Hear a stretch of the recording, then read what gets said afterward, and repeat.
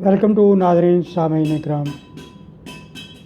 उम्मीद करता हूँ आप सब लोग खैरियत से होंगे। मेरी दुआ है अल्लाह ताला की ज़ात से कि हमें अमल साले करने की तौफ़ीक़ अता फ़रमाए और हम सब पे, हमारे जान व माल पे, हमारे मुल्क पे, दुनिया पे अपने प्यारे और आखिरी नबी ख़ातिमुल मुरसलीन मोहम्मद मुस्तफ़ा सल्लल्लाहु अलैहि वसल्लम के सदक़े हमारे गुनाहों को दरगुज़र और माफ़ फ़रमाए।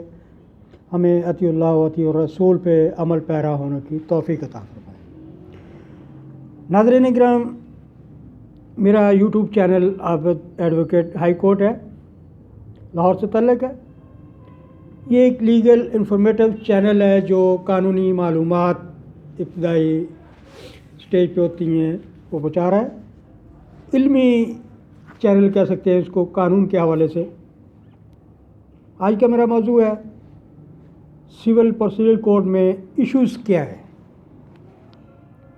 इशू किसको बोलते हैं, मसला, काज ऑफ एक्शन या वजह अनाद क्या होती है, उसकी फ्रेमिंग क्या होती है कानून की नज़र में, सिविल प्रोसीजरल कोड और लिमिटेशन एक्ट के तहत।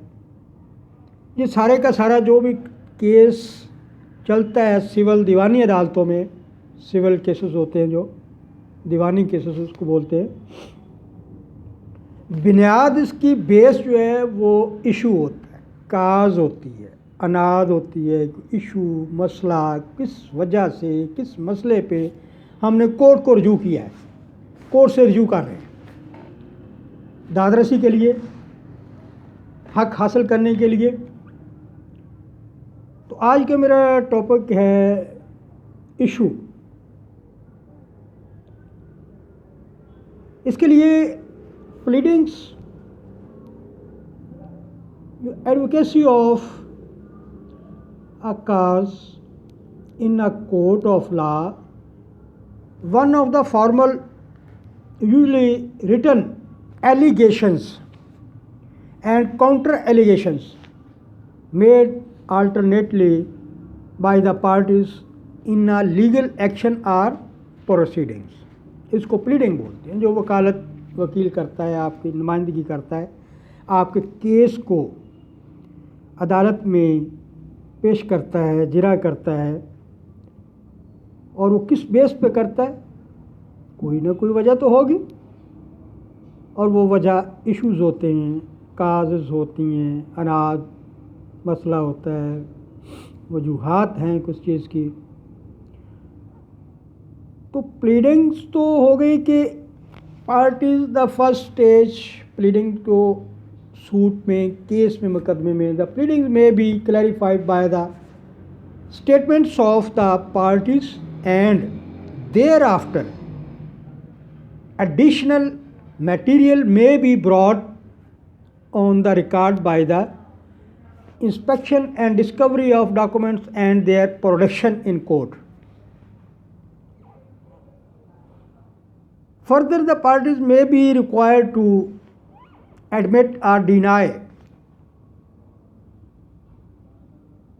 documents and facts. So, in addition, the admit statements of parties on their witness may be recorded.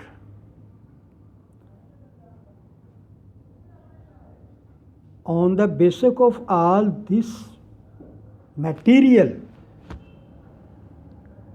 the court is to frame issues.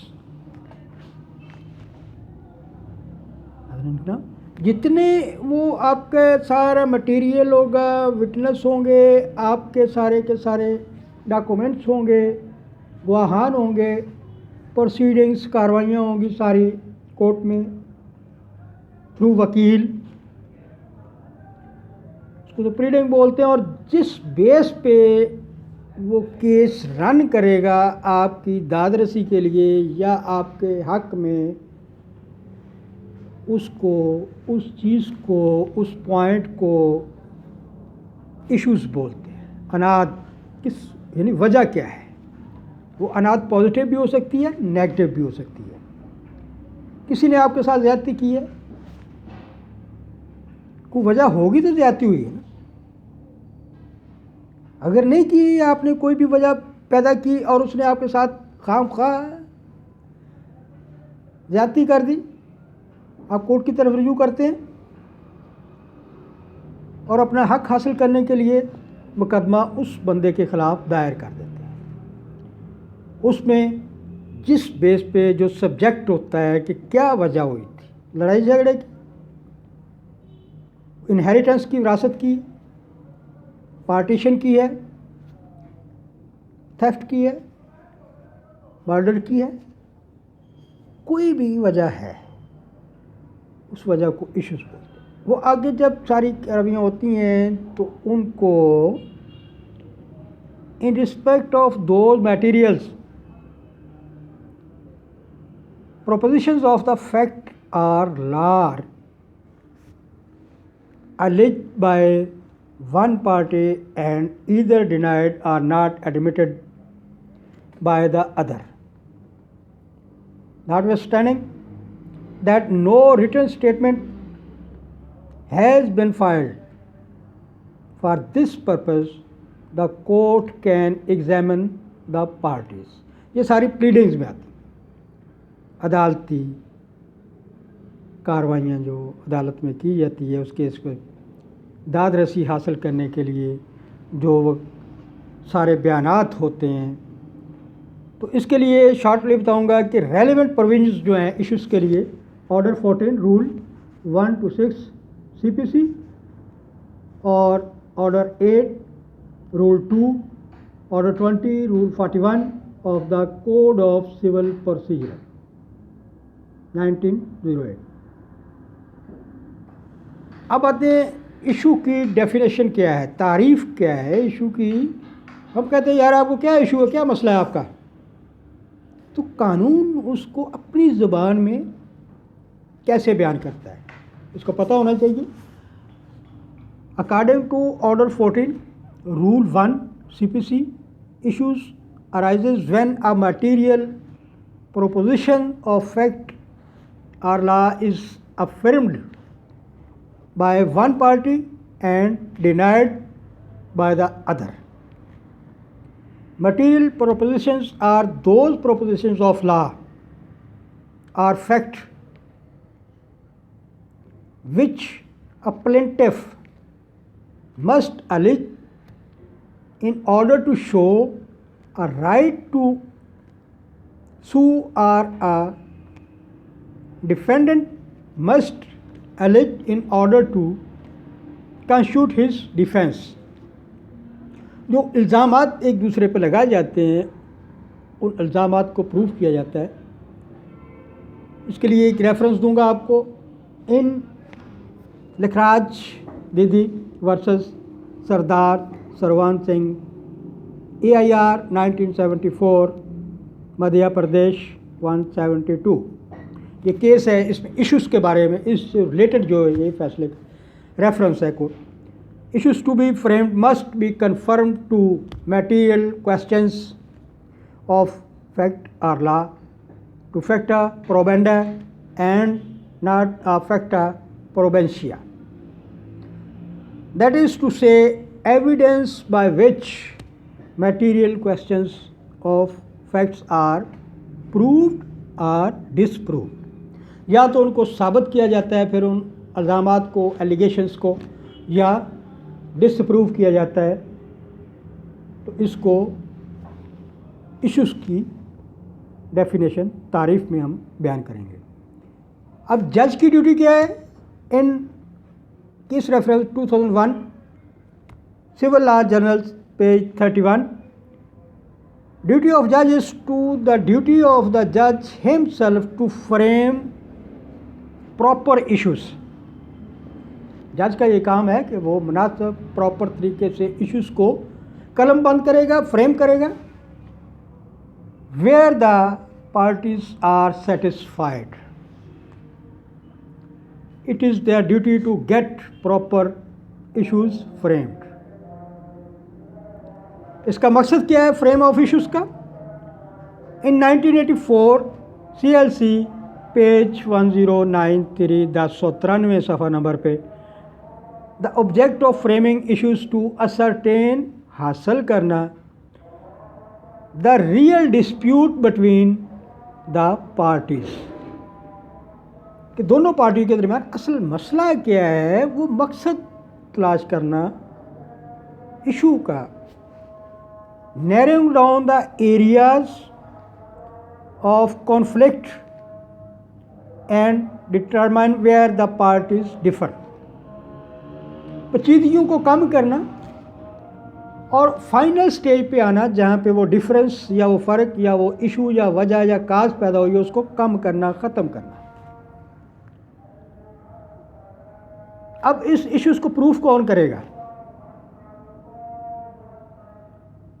Order 14 rule 1 to 6 CPC، order 8 rule 2، order 20 rule 41 of the civil procedure code.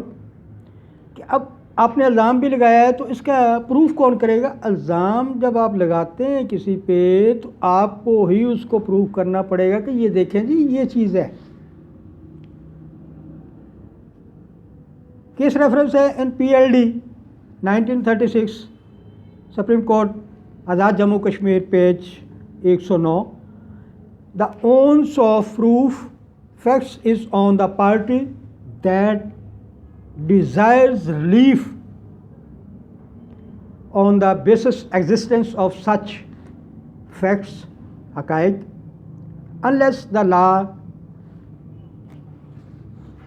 presumes existence of such facts.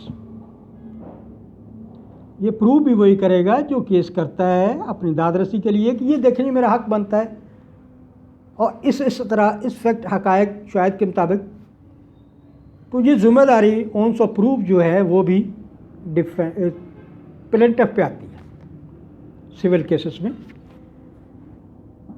Is court bound to frame issue regarding matters which are not denied.